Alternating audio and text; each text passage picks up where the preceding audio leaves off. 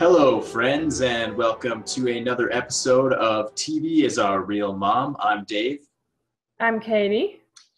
And today we are going to talk about something other than reality TV show Survivor. We are going to talk about one of the greatest movie franchises of all time, Star Wars. And what are we going to do with this Star Wars discussion, Catie? Well, we're going to 2015 right now is a very similar time to 1999. There's building anticipation for a new Star Wars movie, just like there was back then. So we thought in preparation of the new Star Wars movies, The Force Awakens, which comes out in December, we would take a look back at the prequels, episodes 1 through 3, starting with The Phantom Menace, episode 1, and talk about them and decide, are these movies as bad as we think they are, or as we've been told they are over the past 16 years? So I thought it'd be fun, or maybe not so fun, to rewatch these movies and kind of break them down a little bit and see what exactly works and what doesn't work. And to answer the question, is it as bad as we remember? So. Yes, and I think this is a great idea. Were these movies considered bad when they came out? Like, today we're obviously just talking about The Phantom Menace, so we'll stick with that. Was The Phantom Menace considered bad when it came out? Or it was? Yeah. Okay. So yeah. Because I know as the years went on, the nerds continued to rage against it as being a horrible, horrible movie. But I wasn't sure how it was received, because I was like an 8th grader when this movie came out. So right, there's a generation of people, and we kind of fall somewhere in between those generations, I think. But like those folks younger than us, those who were really little kids when The Phantom Menace came out, have obviously very fond memories of it, because it was probably a lot of their introductions to the world of Star Wars, and hopefully that led them to the original movies. But I think, they accepted the movie because it was, their first taste of something so fantastical and wonderful, and who doesn't love the surface level of Star Wars? But the real fans were very upset about it. I mean, don't you remember the episode of Spaced, which is a British TV show starring Simon Pegg, Nick Frost, and Jessica Stevenson, where Tim, who is Simon Pegg's character, was a huge Star Wars fan. After Phantom Menace comes out, he burns all of his Star Wars memorabilia in a pyre, just like Luke Skywalker burns his Darth Vader's body. He burns all his Star Wars stuff. So to him, it not only, disappointed his hopes in a new Star Wars story, but it retroactively ruined his fondness for the original Star Wars movies, which is really bad and something I disagree with. But, it really hurt the big, the hardcore Star Wars fans. So. Yeah, I could totally see that. And that's what's so funny about being the generation that I am, because I actually remember really liking The Phantom Menace. And like I said, I think that's only because the age I was, and I wasn't looking for anything more than what that movie had to offer. And I didn't have all these. I wasn't a huge Star Wars fan before that movie, so I didn't put the classics on a pedestal or whatever. So right. Well, we always watched them growing up. I mean, they were on here and there. I think we went to the special editions, or at least one of the special editions in the movie theater. But for me, it wasn't until the prequels were out, right before the last one came out. They released the originals on like a DVD box set, and I bought it, and I was like, ooh, this will be fun. And that's when I got I finally got it, what the original Star Wars movies were. And that's why once you watched the prequels, you were like, there's some massive difference here. And, it's not hard, I guess, to put a finger on it, but it's, it should be discussed, I think, why these movies are considered so bad in comparison to the movies that brought them to life, I guess. Yes, it should be discussed, and we're going to discuss it.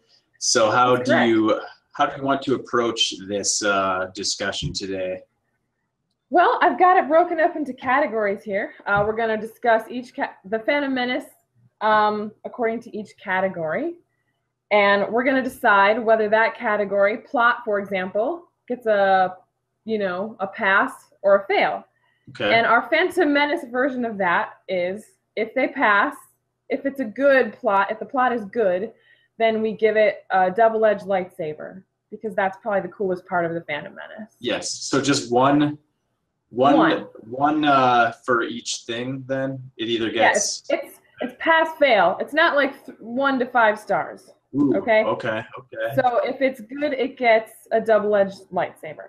If it's bad, it gets a midichlorian, because midichlorians are the worst thing about the Phantom Menace. So yes, as I'm sure we'll probably talk about that a little bit. I'm sure. Right. Yeah. Yes, we will. Okay. Yes.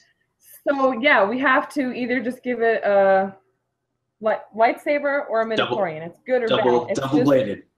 Yeah. Yeah. There's no half-assing this. There's no like, okay, 2.5 stars. No, it's either yes or no. So. Wow. Okay. Yeah, I don't know if I'm prepared for this, but can you handle that? Well, we'll decide together. Yeah, I mean, we'll work it out together. I'm just a little. I mean, I like to grade things in a gray area, but I guess we're just gonna go right for it. Gray area in Star Wars, man. It's the dark side and the light. Okay. That's it. If you insist. All right. Well, let's get right into it. Where do you want to start with this? Plot is where we're gonna start. So.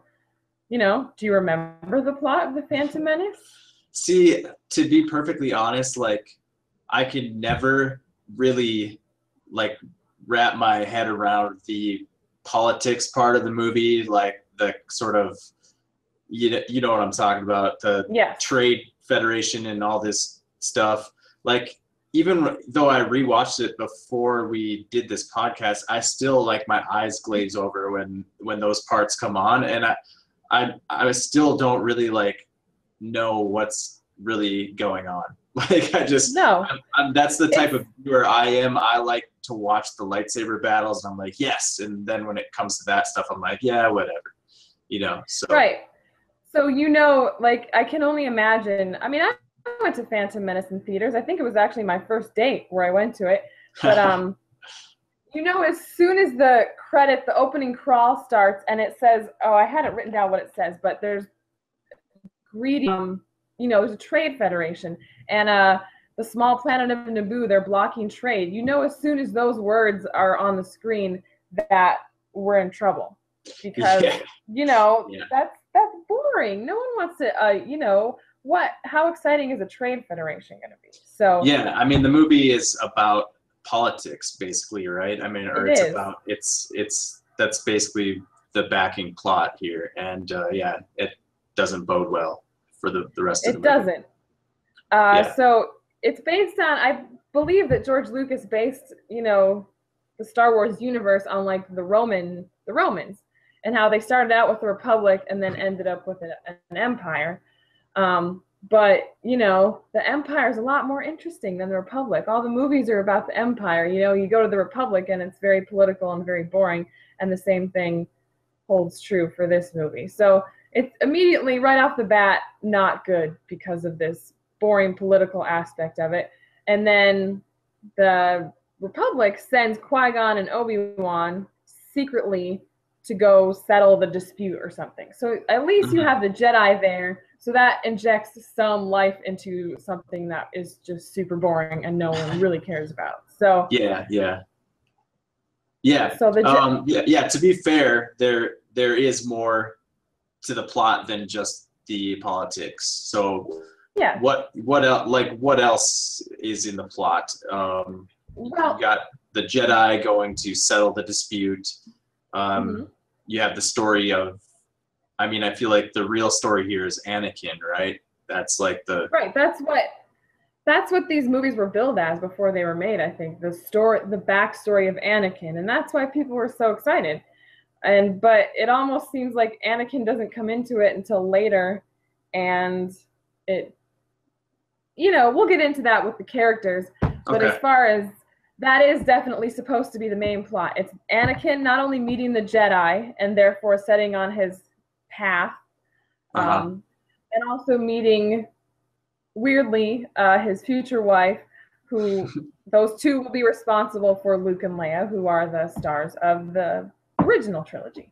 So really, it's setting up the story we all know and love. It's just set in this political landscape that is very cold and it just doesn't have the same feeling of the originals. Right. So other plot points, I guess, what else? I mean, Padme's story, or Queen Amidala, she's in charge of the planet of Naboo, where they're, which is involved in this trade dispute, and they end up occupying Naboo, and she has to leave and go under protection of Obi-Wan and Qui-Gon. But what do you think of the whole Queen Amidala part? Because I never found her an interesting character, especially when she was in her queen get-up and talking in her robot voice. So yeah, that's as soon as you say Queen Amidala, I'm thinking about the robot voice. I don't know what to say about it.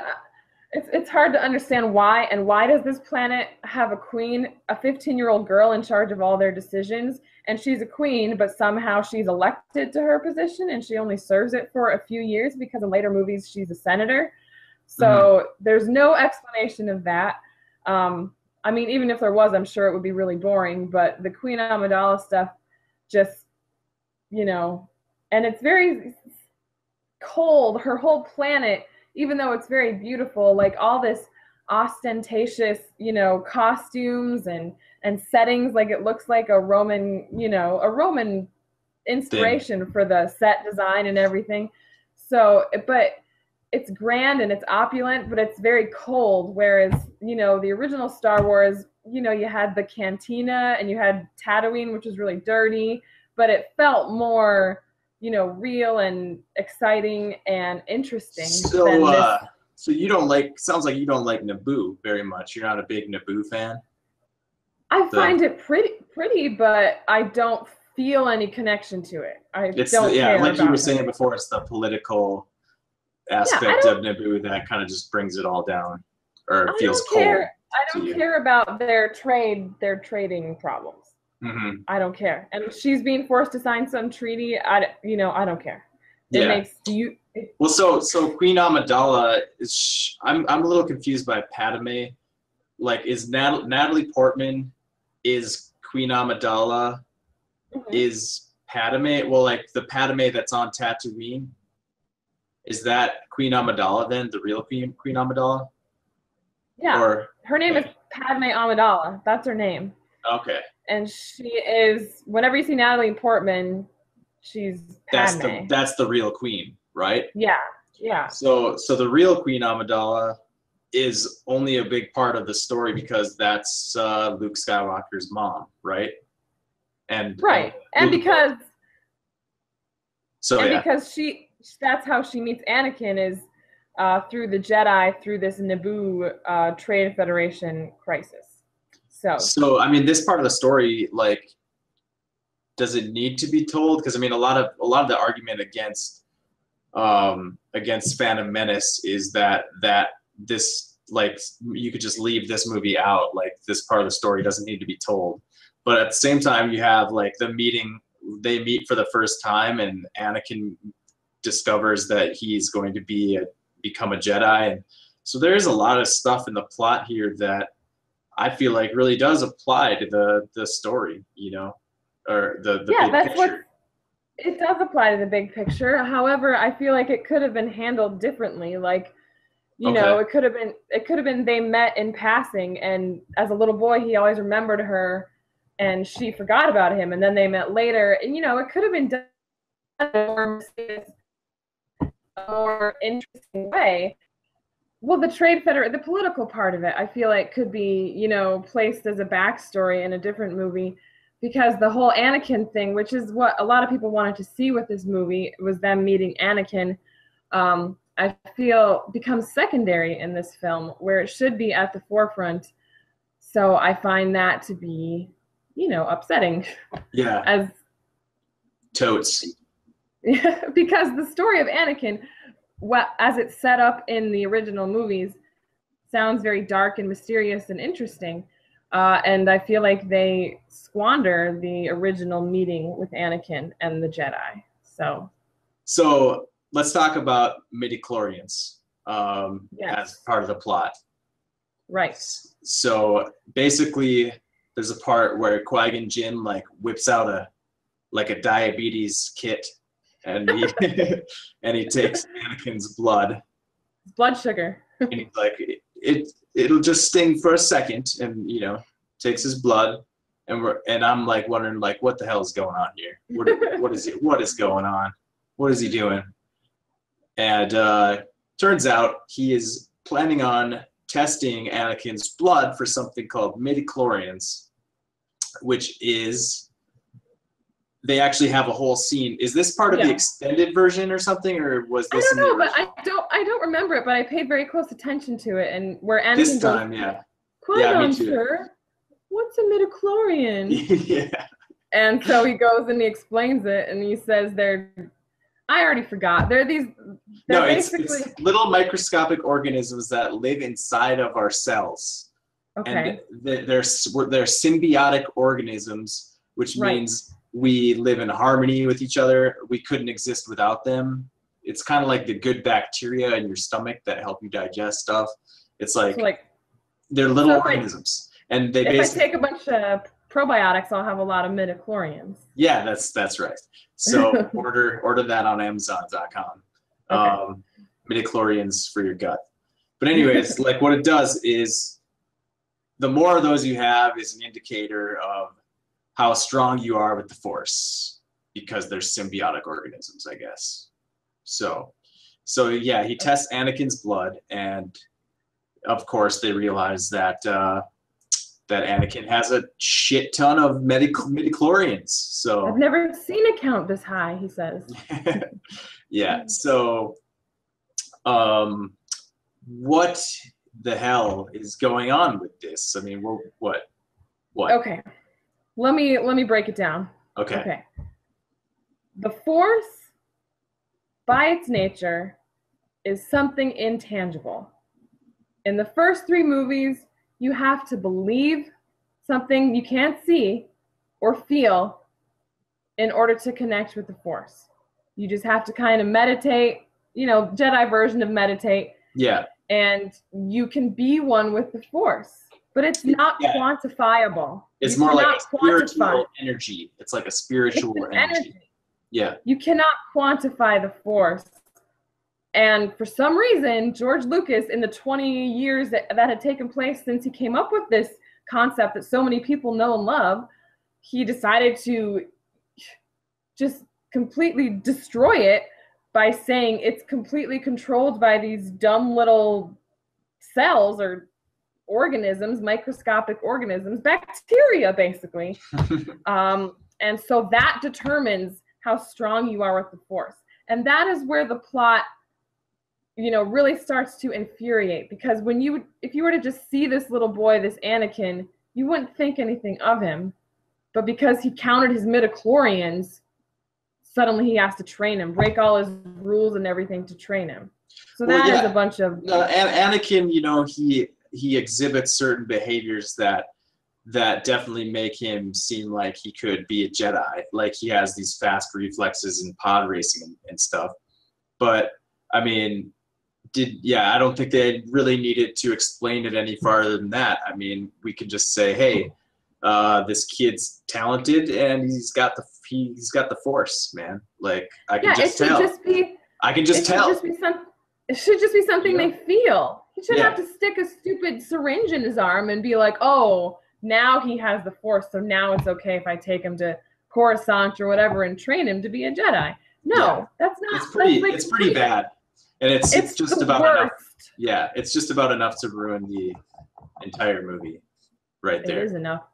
But luckily, there's a lot of other things that ruin the movie. So yeah, yeah. So fittingly, I think we should give the plot of this movie a midichlorian. What do you think?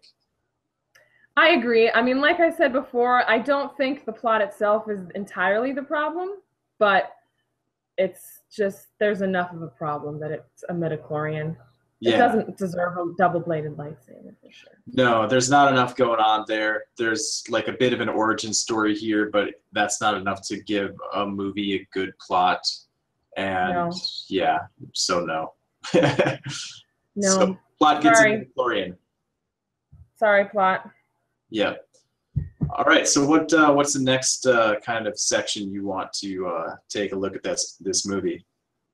I think we should now talk about characters. And just to clarify, I think acting goes into that pretty easily because these characters live and die by their performances. So feel free to talk about that as well with characters. Okay, cool.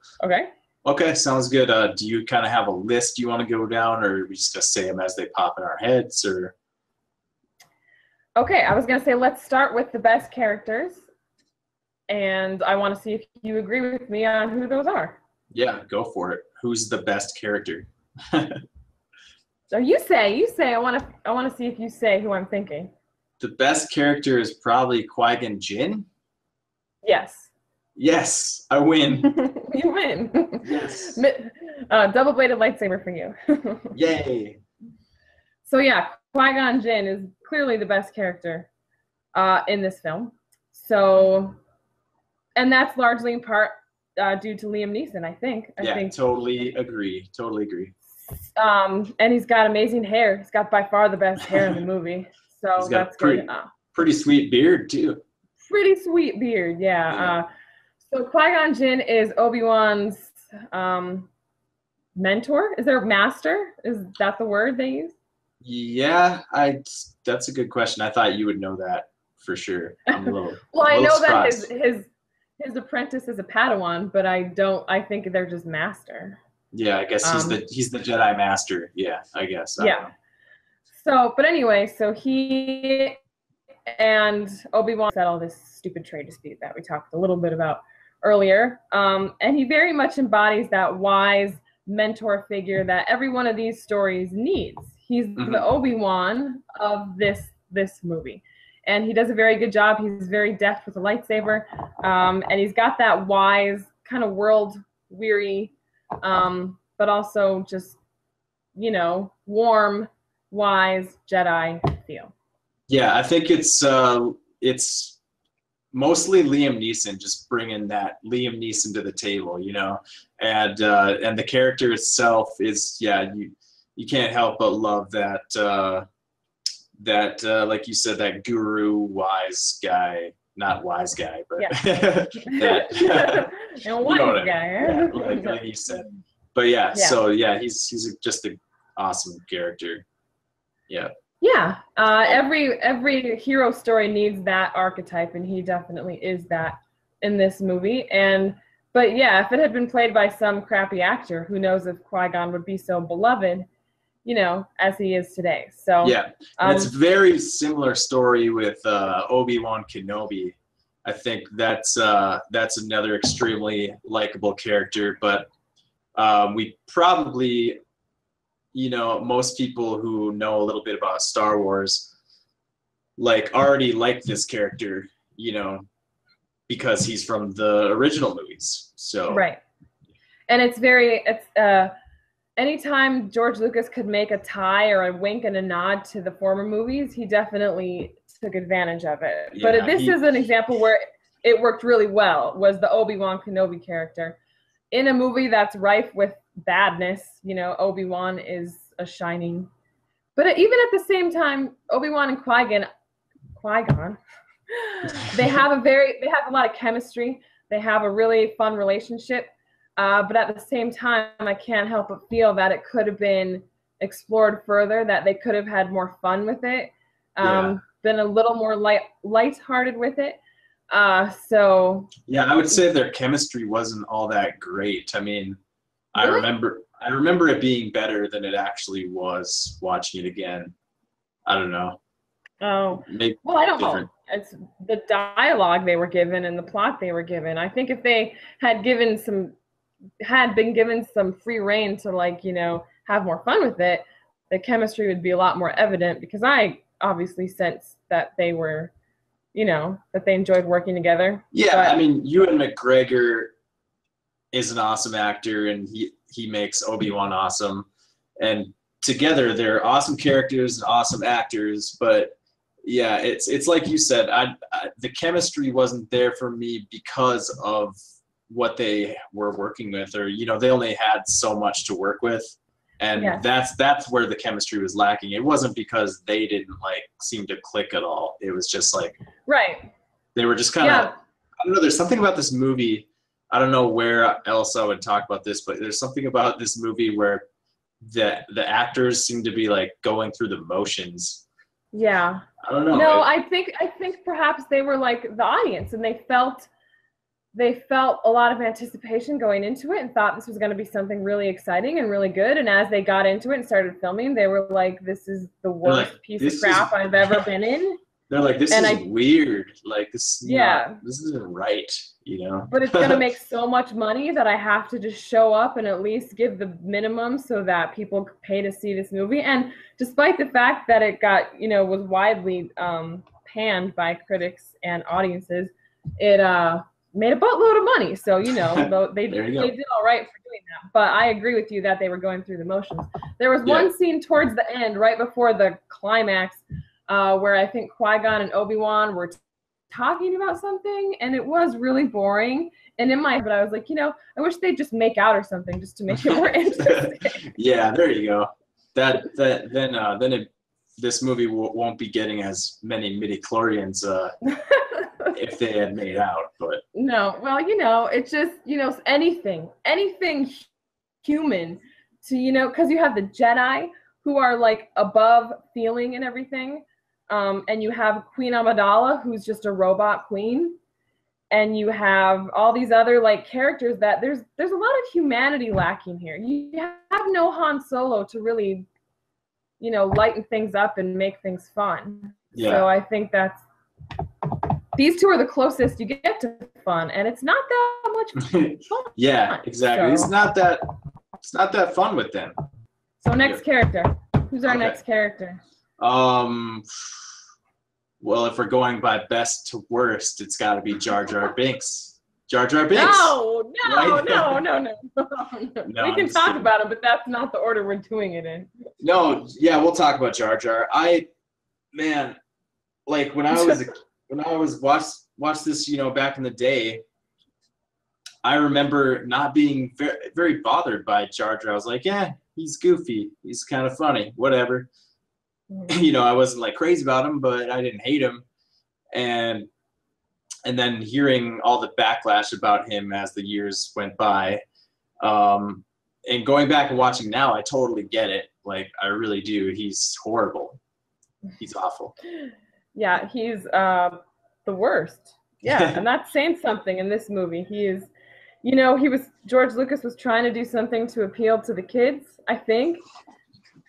But he failed because this offended everyone. Not just, offended, but it offended hardcore fans because he's so stupid. And he is mildly racist. I mean, let's be honest. The way he talks and the way that whole race of people talks is a little off-putting. Yeah, is this a good spot to talk about the guns? Because I think we should talk about gun guns. Yeah. Yeah, as a whole race or whatever. Do you call them race in Star Wars? Is it a race? Yeah, gun guns are a race. Yeah. Okay. Mm-hmm. Yeah, as a whole race, that it's just pretty bad. Because there seems to be a consensus about what is racist about this. I mean, it's the way they talk. Yeah. The way they talk is very similar to the way that in literature the way that slaves spoke. Okay. Yeah. That whole, I'm not going to ever try to do some kind of impression or anything, but it's very, please don't. It's very similar to the kind of words that, because when slaves came over here, English wasn't their first language, and they didn't receive any education or anything. They just, worked, and so they developed some kind of dialect just as a bond, as a thing. I don't know a whole lot about it, but anyway, the way the Gungans speak is creepily kind of reflective of that, and it's also, the worst part of it is that the Gungans are shoved under the water of this beautiful planet, and they're like, you know, out of sight, not to be seen. And then when Queen Amidala needs them to fight for her, all of a sudden he's like, yeah, we'll fight for you. And they're very like childlike and stupid, and Jar Jar is just an idiot, and he's always like running into things and getting, you know. I was gonna talk about that too. Yeah, with Jar Jar, like how much it bothered me, all the slapstick parts of the movie, like. Oh God, it goes really, so much. Were really annoying in this time watching it. I was like, oh my God, there's so much of this crap. Like, I know, it was endless. It's like every scene with Jar Jar has him like slipping on a banana peel or something. You know? It's like just awful slapstick all over the place. And the most horrible part about it is before the battles, he's suddenly this idiot who's like not even, he's just an outcast. He becomes a general in their army. Do you have any idea how many years it takes people to become a general? Most of them don't even become a general ever. It's like one of the highest ranks you can get, and they just make Jar Jar a general. Yeah. Give me a break. Yeah, I know. Like there's the part where the end battle scene, Jar Jar is like, he like looks over and he's like, steady.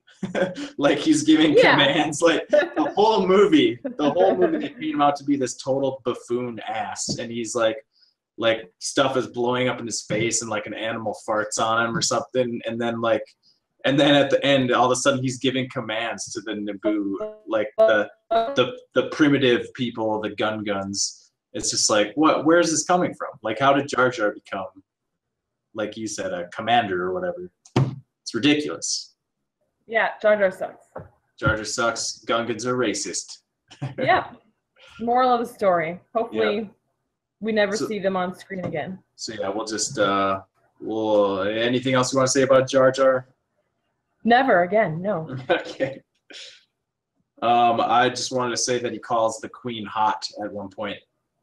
He does? Yeah, he says that's the Queen's being very nice or something like that. And then he's like, pity hot. Oh, I didn't even say that. I can't even understand him. I think he called her hot. He said, pity hot. It is Natalie Portman, so. So, I mean, there's another bad part of the movie right there. I mean, bad. Jar Jar calling the Queen hot? What is that? Come on. It has no place. It has no place. No place. In the Star Wars universe. But there it is. It's there. Anyways, who's the next best character? I guess we have to talk about Padme. Oh, Padme. We kind of already talked about her, didn't we? Yeah, but it's Luke and Leia's mom. Don't you think we should, Oh yeah. I guess we never really got into how bad an actress Natalie Portman is in this movie. Oh God! Holy crap, she's awful. Does she have an Oscar? Well, she earned that Oscar, but I think she got better. I think she just got better at acting as the years went on. 'Cause this is just garbage, man. It's, and I don't know whose idea it was to make her have the robot voice. And this is what I don't understand. When she's being Padme, when she's in disguise as a handmaiden, she doesn't have that robot voice. But when it's still borderline, and she has some really bad delivery of lines. Oh God, I know. Even as Padme, lines that are supposed to be emotional are just totally awful. Just awful. Yeah. And at the end, when she's being the queen and they know that she was pretending to be the handmaiden and she's actually the queen, she's not wearing all the stuff, but suddenly she's using the robot voice again as Padme. Yeah. And it makes no sense. It's like, why weren't you talking like a robot when you were on Tatooine with, is that like, I just don't get it. Like when you're being the queen, you have to assume this horrible robot voice. It's like no matter what she's saying, it's just all in the same monotone. It takes on no inflection or emotion. And that's basically, you could say the same for her whole performance. It's just garbage. Couldn't agree more. And it sucks because how did someone so boring, beget Princess Leia, who's like super fiery and entertaining, Thank God she was raised by somebody else, because she would have been a boring, robot queen if she'd been raised by her real mom. Yeah, I guess she got all Anakin, Anakin genes. Those aren't the best either. which might be a nice segue into talking about Anakin. Segue. Let's talk about Anakin. Anakin. Ugh. Pretty much No. when you talk about Anakin, you're pretty much talking about Jake Lloyd, I feel like. Yeah. Yeah. That's his name. That's right. Yeah, I was just gonna say, did I get that right? You did, yeah. Yeah, he is a child actor, so what can you expect? I mean, he did an okay job considering that. What is it that everyone hates about Jake Lloyd? No, he didn't do an okay job. No. He was completely miscast. I don't think George Lucas should have been in charge of casting or should have had the final say on these people because, well, you know, Ewan McGregor and Qui-Gon and Liam Neeson were excellent choices, but this kid was too like happy and bad. Well, a bad actor. He couldn't. You could tell that he was basically reading. The paper wasn't there. You know what I mean? Mm-hmm. So he was reading it in his mind, and you know. Did the person who became Darth Vader actually run around saying yippee and that kind of thing, jumping up and down? He was a kid. I don't. He was a kid at one point. But I feel like they took a wrong turn here. I feel like they should have made Darth Vader or Anakin as a child have some sort of edge, some sort of creepy quality where you can see that. Yeah, I totally agree that, like, I never really thought about that before, but you're right. I think they should have made him, like, have, like, a dark side, like, from the start. Yeah. You know? Yeah, that's cool. Yeah, I never mean. thought about that. And they said, and how Qui-Gon was saying, there's no greed in this boy. And that completely conflicts with the person we see later. Are we really supposed to believe there's no greed here? Because I do not buy that for a second. And I don't think someone who has no greed whatsoever could ever turn into the guy that became Darth Vader. So well, I think the thing they really drill home in this movie is that fear is the path to the dark side, and fear is what ultimately drives Anakin to become Darth Vader.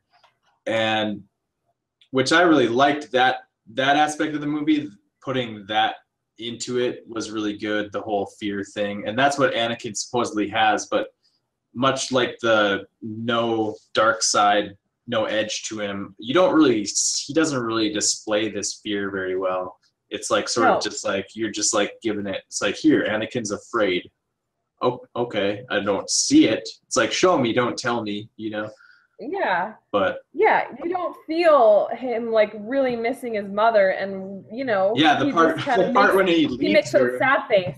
Yeah, when he leaves her, it's so unceremonious. It's like he's halfway gone, and then he's like, oh yeah, I forgot I'm supposed to miss my mom, and he turns around and goes and hugs her. And it's like, what? Okay. It's just going through the motions. Like I said, it's not. You don't feel. Granted, it's a child actor, but you don't feel any emotion from this kid. And I know there are child actors who are capable of conveying emotion. So it's really upsetting that they picked one that doesn't. Yeah, the one emotion he does portray very well, which is probably why they cast him, is like excitement, like excited little kid. Like he does that thing. Like, but I feel like that should not have been at the top of anyone's list when casting a young Darth Vader. I totally agree. Yep, totally. But perhaps they wanted him to have something in common with Luke Skywalker, because when you meet Luke Skywalker, he's a pretty gosh golly gee fella. He's just Tatooine. So you can see a connection between child Anakin and young Luke Skywalker. I wonder if that's what they were going for. Maybe. Perhaps. But even Luke Skywalker has kind of an edge. Like, he has a temper. Like, his first line is about going to Tachi Station to get some power converters. You know, he's always like bitching about something. But Anakin's just pure, just 100% good. He just wants to, do the right thing and race his pods. And he's okay being a slave because he's a good little guy. And I don't think they should have gone that way. They should have given him some kind of something. Some true grit. Yeah. Or something. It was, sure. Yeah, that works. All right. So I think next we should talk about Darth Maul. Oh, sure. Yeah. Let's talk about Darth Maul. Because to be honest, like most of like I think this movie's good in a way, and the only reason is nostalgia. And like one of my biggest nostalgic like attachments to the movie is probably like Darth Maul, like thinking Darth Maul is Yeah. badass. Like I really like Darth Maul. He's probably one of the coolest like villains in any movie. Like I don't know, he's just awesome. I don't know why. Yeah, but why? Why? No. I Yeah, guess it's because he doesn't talk much. Like villains right. don't need to talk much. The guy who plays him, I can't remember who it is. It's like some stunt actor guy who did other stuff, a lot of other stuff too. But that guy's really good. And he portrays a lot of this maliciousness with just the looks he gives. And obviously just the look, the design of the character, the paint, the face paint and all that goes a long way with this character, I think, making him badass. Right. So maybe George Lucas should have gone the less is more approach, because the less a character talks, the more the more you kind of like them, because Darth Maul didn't say but a couple sentences, and he's pretty much everyone's favorite, just for the action alone. So Yeah. And everyone else talks too damn much. So I think maybe there's a lesson to be learned there, George Lucas. Yeah, and I guess part of the reason he's like an awesome character, or I think he is because like he's the best parts of this movie are pretty much all the parts with him. Like he's in the best parts of the movie, like all the best action scenes, and so he just brings something to the table that this movie really needed, or else it wouldn't have had anything. So, yeah. Right. So here's something I've always kind of had trouble with, and another knock against the movie is he is a Sith, and he's the apprentice of Darth Sidious, which we don't know at this movie, but we later learn is Palpatine. Mm-hmm. So, and can I just say real quick? I mean, yeah. I don't think we'll talk about Palpatine much, but it was really obvious. Don't you think, like, watching it now, they made it really obvious that Palpatine is the Emperor or whatever? Yeah. Isn't it, like, really obvious? It's pretty obvious, and I like the way that they show, on the surface, he's just this politician, working his way up the ladder, but behind the scenes, he's doing all this devious, horrible stuff. But here's the thing, they don't explain the Sith. They don't explain why the Sith even exist and what they are, because did they mention the Sith in the original trilogy? No. And I'm talking not about all the books and all the, the extended universe. We're talking just about the movies, because that's, what The Force Awakens will continue in. But they don't even sit down and explain to us, for the uninitiated, what are the Sith? Why do they exist? Why did they go to the dark side? And why are there only two of them? Because there can only be two of them. They don't explain that. And I feel like that's way more interesting than the Trade Federation. So I really wish they would have spent more time on Darth Sidious and Darth Maul, and maybe not have him talk as much, but just explain why they're even around, why they exist. That's a good point. To be honest, I kind of like the subtle approach where they just said there's always two, no more, no less, in it. So you kind of know that there's always like a master and an apprentice kind of situation. I like that subtle clue to what's going on there. But I agree that it'd be better than half the stuff that are in these movies. Maybe even just do a little quick 1 minute backstory in like the second movie, because to me the second movie is awful, and we'll talk about that. So yeah, drop in that movie like a 2 minute little backstory scene on Sith, on Siths and that whole thing. Because I have they've never, to my knowledge, really explained why they're around. Right. But it'd be nice to know. It'd be nice to know. And I don't read all the books, and I know a lot of people out there, there's all kinds of books and everything out there that probably explain it much better than George Lucas ever has. But I think they deserve a place in the movies, and there just isn't one, it seems. Right. Yeah. Yeah. So, do we have any other characters to discuss? Um, All the other characters are like pretty much not worth wasting time on. yeah. Yeah, I agree. Yeah, so are we I ready mean, you to? have Oh, I guess R2 and R2D2 and C3PO. they're there, They're but I feel like there. that was just I feel like it was George Lucas just reaching for whatever connection to the original movies he could make because there's no, did Anakin really make C3PO? Really? Did that really happen? Like that's just a little too cute for me. Yeah, But it seems a little unrealistic too that a little child could make a artificially intelligent that robot. speaks 6,000 or what does he speak? 6 million languages or something? Yeah, that's a little much, but It's a whatever. stretch. It's Star Wars. It is It's Star Wars. fake. It's not real. So Yeah, but if that's not our philosophy, you know. yeah, yeah, it's real while you're watching it. So Yeah. or it should be. Anyways, are we ready to give a verdict on characters? I guess so. What do you think? I don't know, Katie. Tempted to give it a double-bladed lightsaber Ugh. for Darth Maul and Qui-Gon Jinn. I kind of want to, but no. Where do you stand on this? Well, those two characters are fine. Or I'm not fine, but they're good. But the Uh, main force of this movie was supposed to be Anakin and the backstory and all that. And Obi-Wan was already there. He wasn't a character made up just for this movie. yeah, and So we have to say that Jar Jar and he plays. brings it down so much. Yeah, and he is a huge part of this movie too. He's all over this thing. Oh gosh, I know.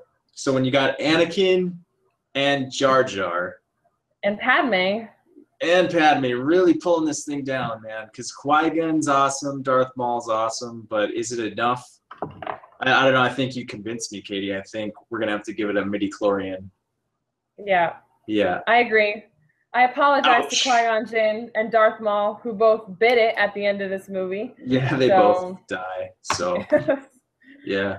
So, I'm sorry, midichlorian. All right. Midi-chlorian it is.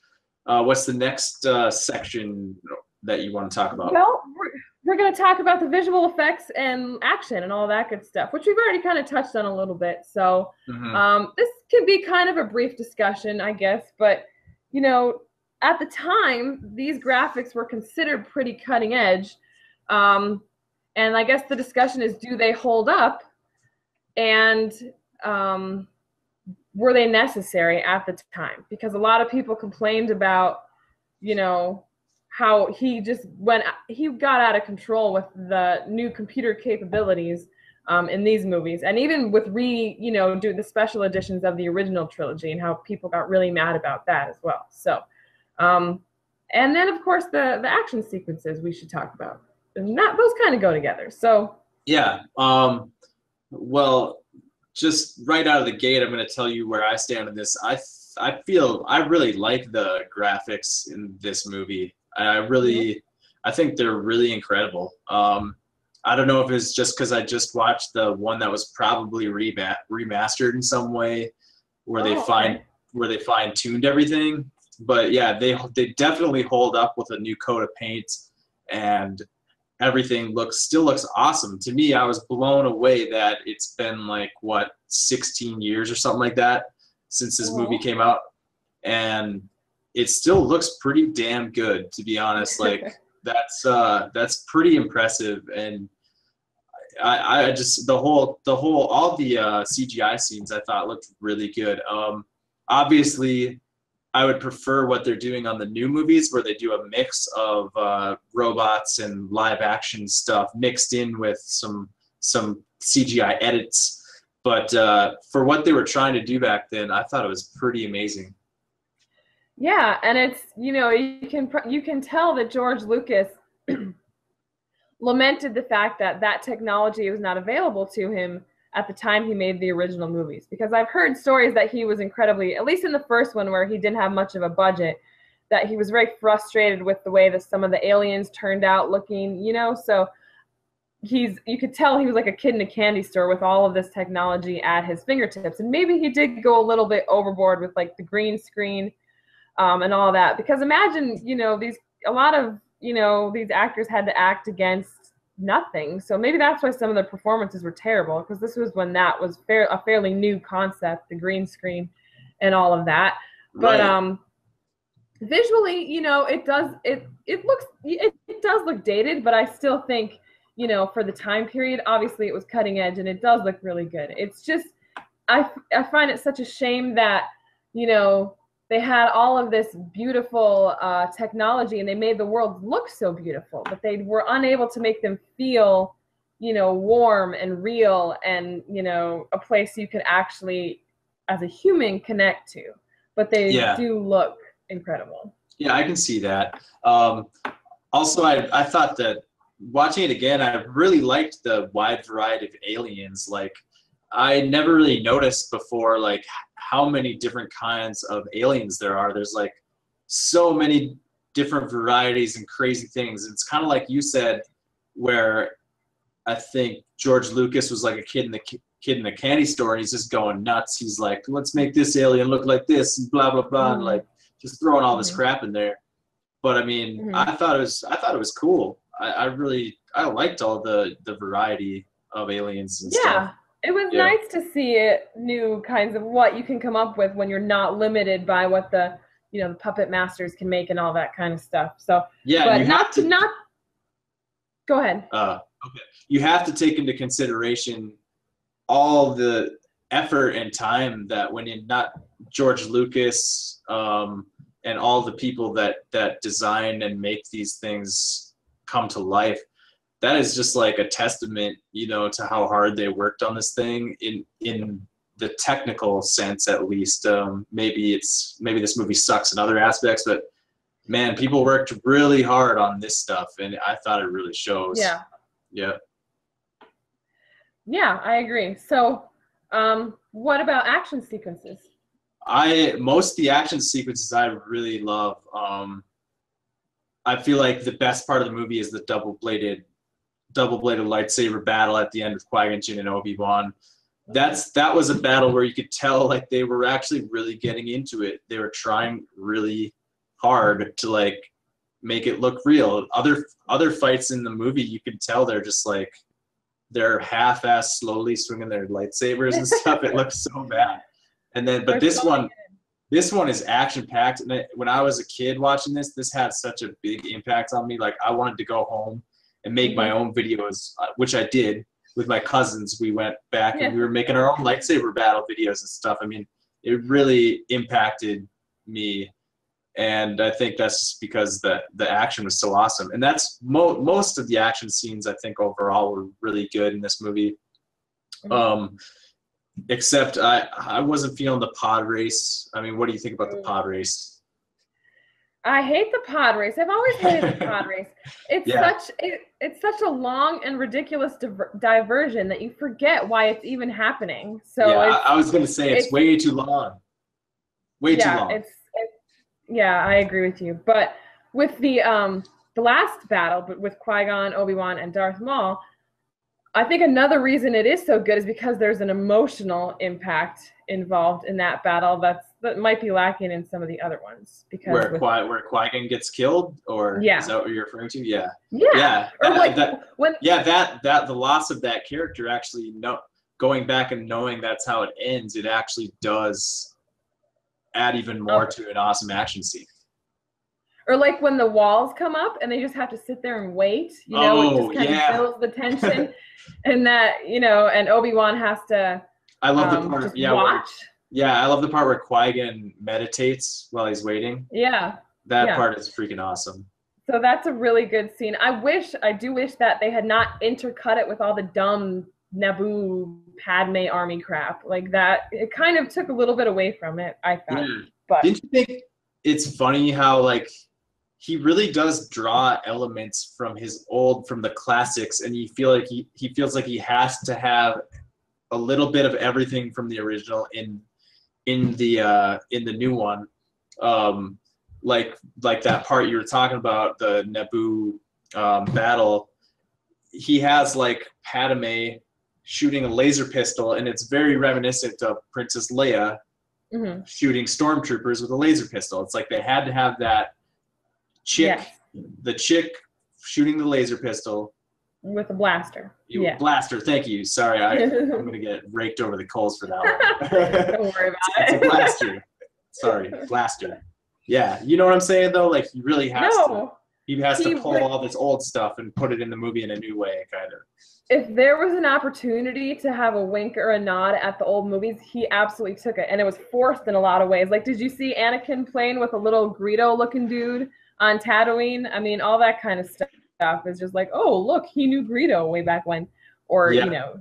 That's really good. I didn't even remember that. That's really good. Yeah, it got a little too cute, I thought. But I kind of like the Padme Leia connection with the blaster because they have no other connection, it seems. Yeah, I don't think I like or dislike it. It's just like, it's interesting how he really just tried to take every element that made the first one good, and he had to like revamp it in this movie, kind of. Yeah. But yeah, sorry, I got us off track there. No, it's okay. Another action scene I kind of always remember loving as a kid. I mean, I wasn't a kid. I was 15 when this came out. I guess. Well, you're a kid. But was the underwater stuff with the big fish, where there's one big fish, then another big fish, and then another big fish. Yeah, I actually wanted to talk about that too. Just to say, I also really like that scene. The graphics are good. It kind of gives you that scared feeling. You feel a little scared. Yeah. It's good. It's effective.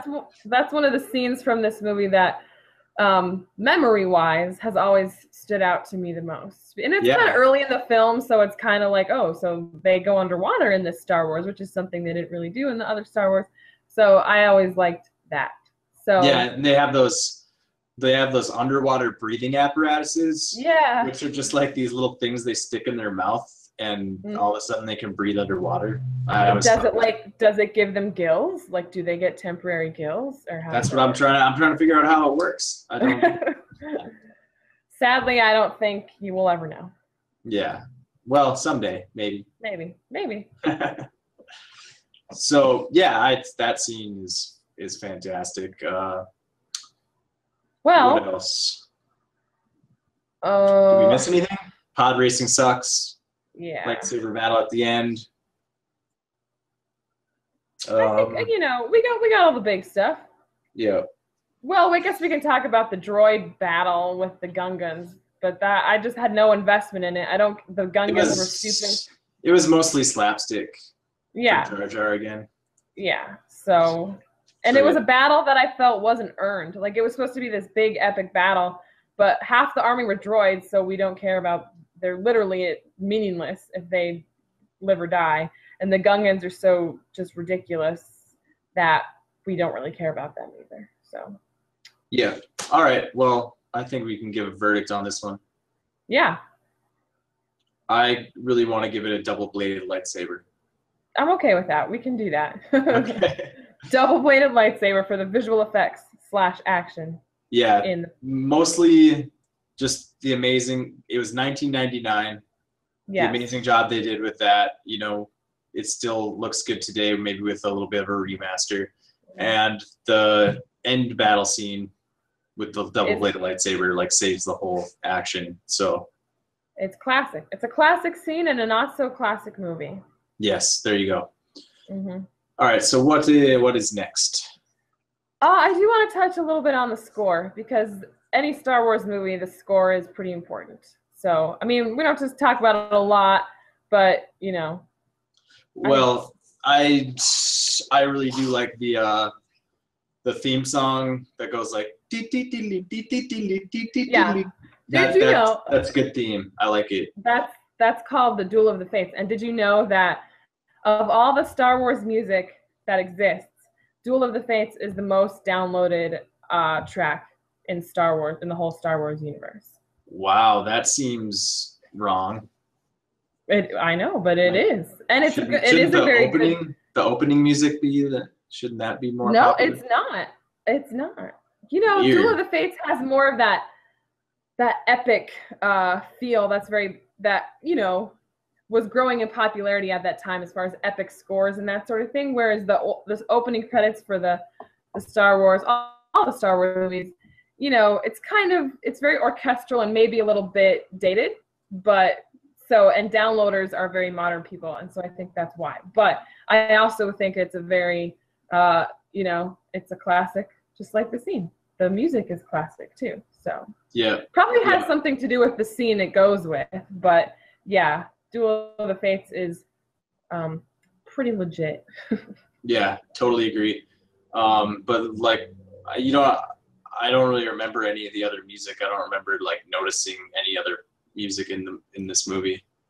Well, there's Anakin's theme, which, you know, you probably, only if you listen to the soundtrack you probably know these things. But Anakin's theme is very good. It's got the Imperial March motif in it. Do you know what I mean by Imperial March? You know, the Darth Vader. Dun dun dun dun dun dun dun dun. Yeah. But Anakin's theme is slow and childlike, but you can hear tones of that in Anakin's theme, and it's pretty cool. So. Yeah, that's cool. I can dig that. So I think that the score for this movie, as any, you know, Star Wars score, is just, you know, it's incredible. And I feel like this movie did not earn the score that it had because it was so good. Yeah. But you know, I want to point out good things for this movie, so that's why I wanted to talk about the score, because the score is good. Is really good. Yeah, I'll give it a double-bladed lightsaber, no question. Yeah, the score gets a double-bladed lightsaber. So, and the only reason we talked about that is, you know, we want to have some positivity here. Yeah. So what are the other categories? What else is there? My last category is the mythology and just the overall place of this movie in the mythology. Does it fit in the way we wanted it to fit in, or is it a disappointment as far as the mythology? I'm gonna say no, but like maybe you can explain why better than I can. Well, I think that they completely fumbled Anakin's backstory, at least the early part of it. And him meeting the Jedi is a very important part in this story. If he hadn't met them, if they hadn't come to Tatooine, none of the other stories would have even happened. And they made it seem so cold. And this kid, I don't buy for a second that this kid would become Darth Vader. And I feel like the connection between Padme and Anakin, the initial meeting, is creepy. And I don't feel like Padme Amidala is someone who could be Luke and Leia's mom, because she's also very boring and, you know, she's a politician. Like, who cares about her? But it's just the fun that was in the first three movies, the original three movies, the spirit of those movies is not in this movie. And even though that doesn't have a lot to do with mythology, I feel like they talked about characters who, you know, were the reason that these other movies happened, and they made them just cold and uninteresting and by the numbers and awful in some cases. So one thing I think I mentioned this before, but I kind of like some of the like philosophy of the Force, like how it kind of like applies to real life almost. And I really liked the part where is it Yoda is talking about that fear is the path to the dark side. Yeah. And he says fear leads to anger, anger leads to hate. Or did I get this right? Fear leads to anger, anger leads to hate. Hate leads to suffering, and they really set up the fact that Anakin is afraid. The real reason he is pissed about losing his mom is because he has been afraid of losing his mom. Mm-hmm. Like we talked about before, they didn't do a good job of making us really like showing us like Anakin really loves his mom. You know, they did kind of drop the ball on that, but at least with that scene, they set up this whole idea that Anakin's fear, being afraid, is what's going to lead to all bad things. Mm-hmm. the dark side. Yeah. So Like, I it's thought there on, it's there, the mythology and the fulfilling the mythology is there on paper. But saying it doesn't make it true. You don't feel any of it. Like in the original movies, you felt that Luke loved Leia. You felt that Leia loved both Han and Luke. Like, you felt his sadness when Obi-Wan died. Like, you felt the emotions in those movies. And you don't feel anything in these movies other than excitement at some of the battles. You just don't feel anything. So you can't just say, oh, he's afraid. If he doesn't show he's afraid, you know, it's going to be meaningless. And that was not displayed in The Phantom Menace. So it's just a movie that maybe was better on paper and should have never been made. Yeah. Yeah, totally. So That what is goes up? with the, Yeah, what is up with this immaculate conception thing? So Anakin is Jesus? Is that what's going on? yeah, hello, haven't you read the Bible lately? No, I think they briefly touch on that in episode 3. The Darth Sidious's master, when he was an apprentice, was Darth Plagueis, or however you say it.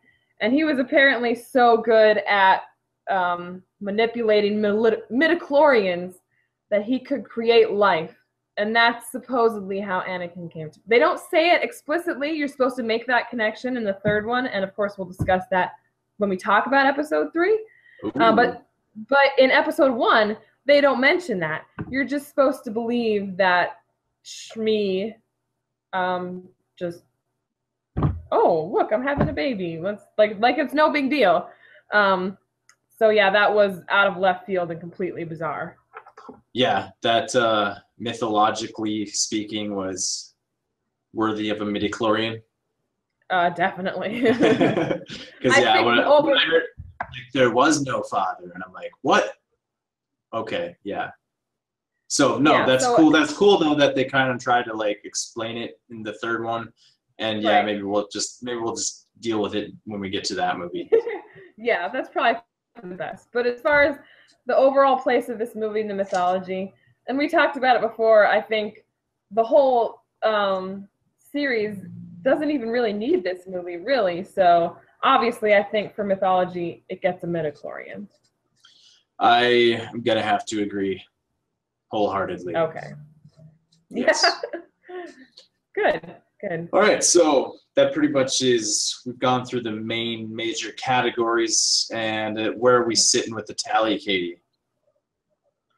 You know, it's on paper, it looks pretty close because we have 2 double-bladed lightsabers for visual effects and then score, and then we've got 3 midichlorians, but those are for pretty big categories like plot, characters, and mythology. So, you know, it's got more midichlorians than lightsabers, but it seems kind of close. Yeah, that's why I'm kind of questioning our system for how we are going to judge these movies. But at the same time, I think to us, or me personally, I should speak for myself, like story and characters is everything with TV and movies. Like that's, I am a huge fan of good story and good characters, and that they carry a much bigger weight than visual effects and music. This movie is a perfect example of, you can have all the money in the world, and the state of movies today, even you can have all the money in the world and make these mind-blowing visual effects and have just a stunningly beautiful film, and it can just leave you feeling dead inside because you don't give people on the screen, or you have no idea what's going on, or you don't care what's going on. So I think at the heart of every TV show and every movie, it's about the characters and what drives them. And this movie is completely lacking in both of those things. And that's why I think it's so reviled even to this day. Exactly. But yeah, because I feel like there's more than just what we went over, I feel like we should go ahead and give out a couple more midichlorians, a couple more double-bladed lightsabers, just for random things that that maybe we took notes on or something, you know. Yeah, I agree. I'll go ahead and give out my first double-bladed lightsaber to the fact that Willow is in this movie, Katie. Willow. Yeah. Warwick Davis. Yeah, he does make a cute little cameo appearance. And that, in any movie, deserves a lightsaber, double-bladed lightsaber. So. He's sitting next to Jabba the Hutt up there, just being a badass.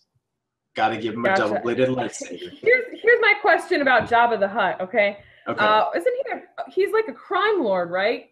So why is he like the guest of honor at this whole hugely important pod race? Is he like just so feared as a crime boss that he just gets special treatment everywhere on Tatooine because people are afraid of him? Yeah, I was just going to say, I think he rules by fear. People are like kissing his ass to his face because everyone is scared of him. It's like, it's like some people's boss at work or something, you know? All right, I'll buy it. I just thought it was an example of them being too cutesy and too contrived with these nods to the old movies. But all right, I am going to give out 3 midichlorians for what were they called again? Ascension guns. There's this part where they're all in like this perfect line, and they're like they stick their guns up and they shoot like. And then they all like cheat, like it's so cheesy. They all like slowly, like at the same time, like all their guns, like it's so bad.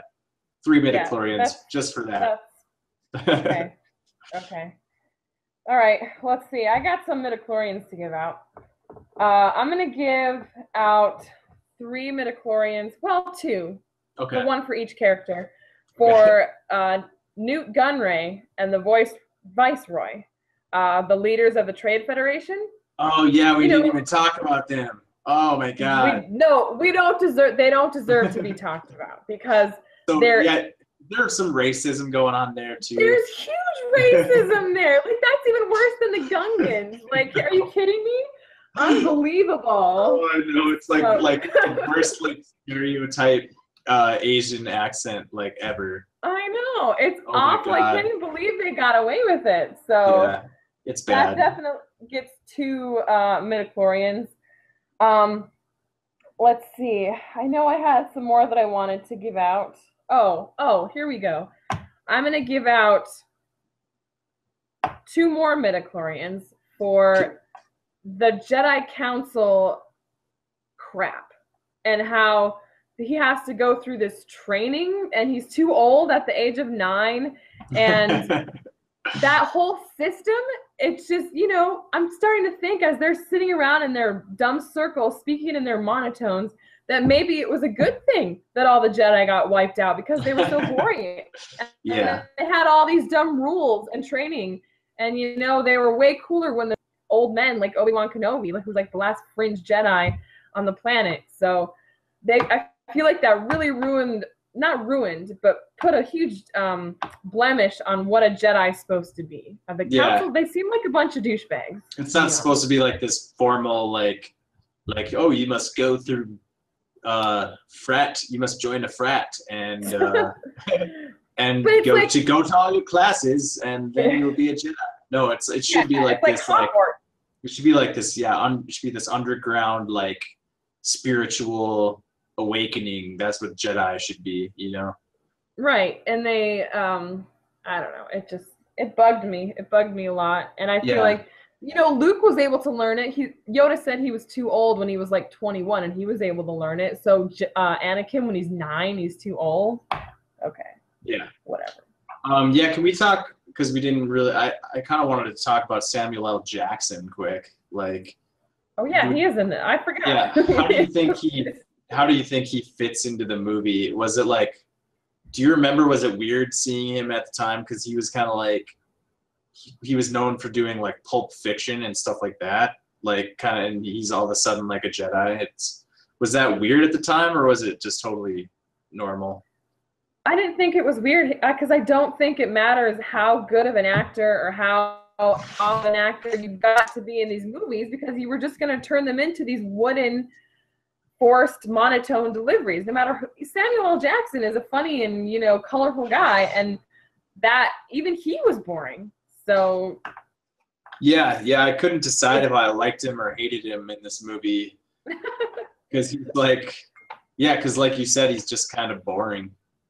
but at the same time, I think he did a good job with what he had to work with, kind of like, you know, Liam Neeson and Ewan McGregor. So yeah, but yeah. I agree with you. So what's the final tally on? Well, after that final flurry of midichlorians we gave out, we're sitting pretty at 3 double-bladed lightsabers and 10 midichlorians. Okay, So, I'm glad we did that last little segment because that really kind of swings things. We need to show. Yeah. This movie's bad. So the final question is: The Phantom Menace as terrible as people said it was at the time? Yes, it's terrible, and it's so terrible that there's, you know, amongst hardcore Star Wars fans, there's something called the Machete Order, in which you watch the films, in which you completely get rid of the Phantom Menace. You watch A New Hope, Empire Strikes Back, then you go back and watch Attack of the Clones and Revenge of the Sith, and you finish with Return of the Jedi. And no one has to sit and suffer through the Phantom Menace. So, Phantom Menace is bad. Yeah, and so how many midichlorians did it get total? 10. 10. Yeah, so it's 10 midichlorians bad. I wouldn't be surprised if there's another episode 2 or 3 that does this poorly. It could happen. Or I guess we'll see. So what's the plan with this, Katie? We're just gonna discuss the next 2 episodes at some point before the release of the movie. Yeah, I think in a couple weeks or so, we'll talk about Attack of the Clones. And then in a couple weeks after that, we'll talk about Revenge of the Sith. And then maybe we can also talk about our hopes film and how they can avoid all these mistakes we talked about, and which they've already made. And I feel like I know they're going to do a good job of avoiding these mistakes, but we can talk specifics as well. Yeah, that would be great, because I feel like that would really tie all this together. Like, why are we doing this? So, so we'll plan on trying to do that before the release of the movie. So if you guys stuck with us and watched this whole thing, that's awesome. Thanks for listening to us blab on about Star Wars. We'll be doing it again soon.